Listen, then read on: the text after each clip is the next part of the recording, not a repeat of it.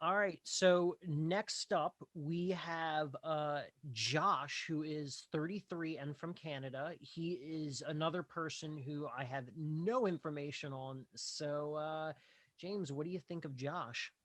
All right, so Josh is he's actually from he is from Canada. He's actually a paramedic.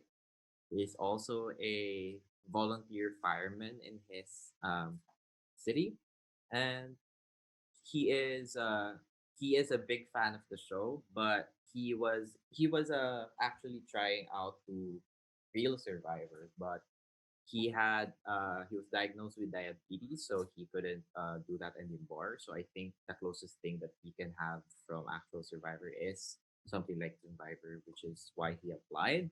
He actually applied for season three, but he chose to withdraw his position because of schedule conflicts. But I think now coming into five, he's gonna be very interesting to watch because he's more than ready. He's very how do I describe Josh? I've talked to him. I've sent him. He sent like a video introducing himself. He's very eccentric. Yes, he's very eccentric. But he is very, in a way, uh, likable in the sense, if you get what I mean. He's eccentric but likable. Um, he might he might do well in terms of getting the more eccentric bunch of the cast, having someone to like use as a shield probably. But yeah, it's I mean I don't know much as well about Josh apart from what I've mentioned. So it's very interesting to have someone as eccentric and as creative and expressive as Josh. So Hmm. yeah. I'm excited. I do like the eccentric type of players. In actual Survivor, like Millennials versus Gen X. I think of someone like David. Uh, David was my favorite that season, and I was pretty upset when he got voted out. But I'm hoping that he is the type of eccentric that everyone likes and is not going to be he's kind of the odd man out, because I mean, let's be real, that's Mm, how the first vote typically goes, especially in these minis. Odd man out, yeah. it's easy just to get rid of them. So let's hope that that's not the case for him and he can make it kind of far. Yeah. Now, I mean, since there's not a whole lot left to talk about him, I am kind of curious, since he was originally going to be on season 3, who ended up taking his place for season 3?